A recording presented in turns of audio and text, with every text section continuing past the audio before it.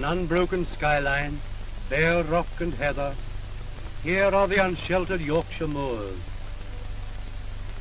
No sound but the wind, no movement but that of the small streams creeping over boulders down every hollow.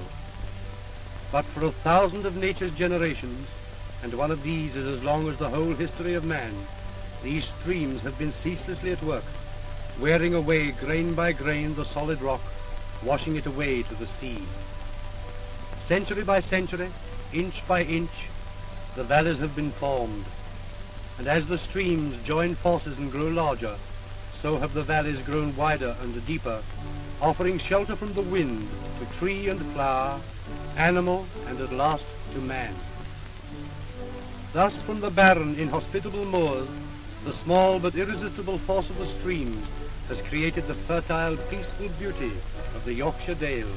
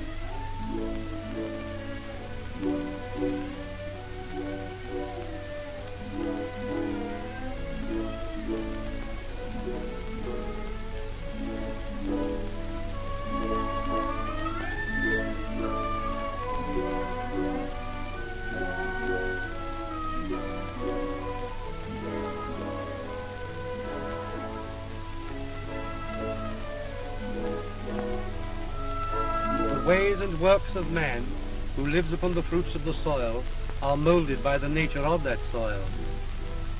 And so there are no sweet-tempered cottages and thatched roofs here, but hard, grey stone farmhouses to withstand the cold and wind of his unsheltered winter. His farm buildings are not built round his farmhouse, but stand alone in his field to protect his livestock from the deep snow and the piercing winds of winter.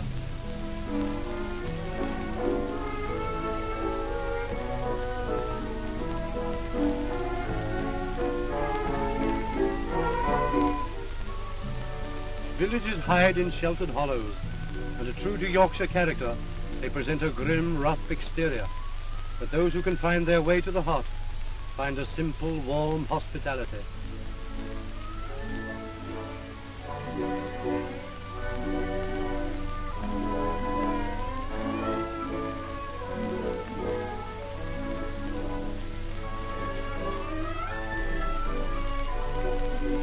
He, lad, there's not like a sup of gradely ale.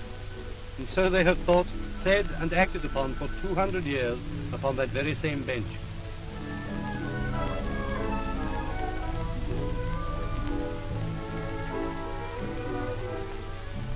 A welcome sight indeed for travellers descending at evening from the road across the moors.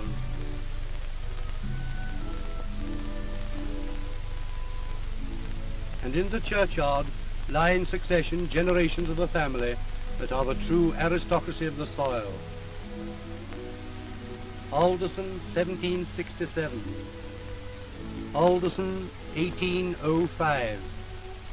Alderson, 1851. Alderson, 20th century. Time passes, but here in stone is our mirror of the past. Grimmer memories are to be found at 14th century Bolton Castle, for here was Mary, Queen of Scots, imprisoned before her last journey to the south and to death. A lover of freedom, her thoughts must have been hopeless here. Walls impregnable to assault, one fortified entrance across the moat, watchmen ever on guard, no hope of rescue or escape.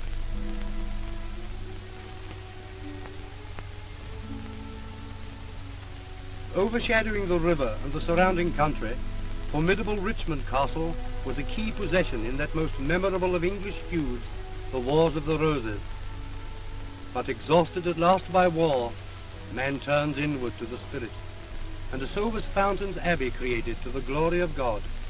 Founded in 1139 by 6 monks of the Benedictine Order of York, Fountains was built for the Cistercian order, who desired a stricter discipline than existed at York.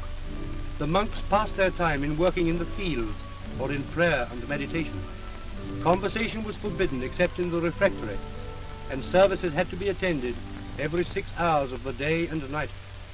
They truly sacrificed their lives for their beliefs.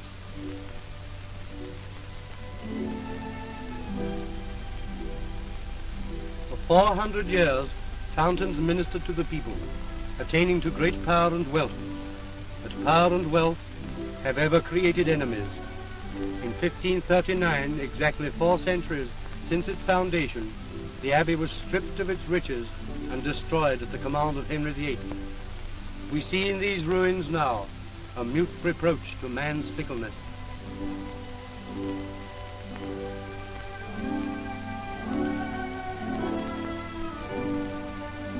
And even the restless streams grow still to flow down to the city of York.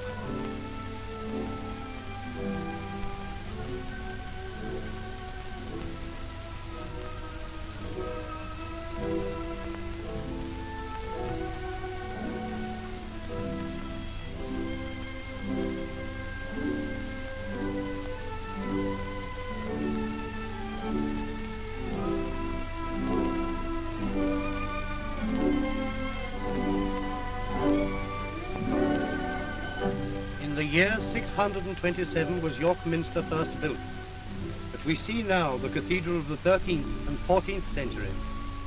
It is indeed the work of a past age, when even time must have been unhurried, for all these delicacies of architectural detail, worked by common masons in hard stone, whether they were the traceries of the stained glass rose windows, some decorations for the great west front, or gargoyle to be placed 200 feet from human eyes on the central tower.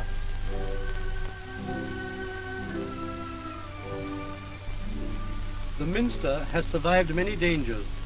Twice it was nearly destroyed by fire. Cannonballs of the Cromwellians have bounded along its pavements. It has been robbed of its treasures and stripped of its ornaments by the hands of puritanical fanatics, but it lives on as a magnificent symbol of the past.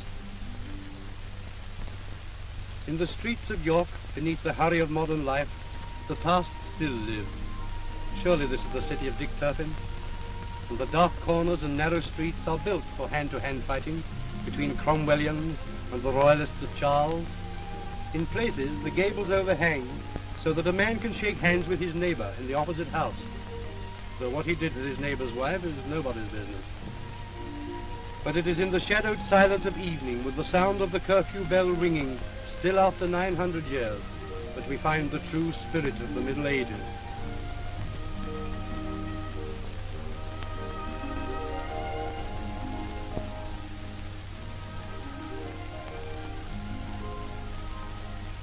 For 700 years, a lantern was placed at sunset in this tower of All Halloween Church to guide travellers lost in the forest of Galt to the city. And up in the dales at Ripon, the curfew horn will be echoing from the cathedral walls out over the town, heralding the approach of night and warning man to put out his fires.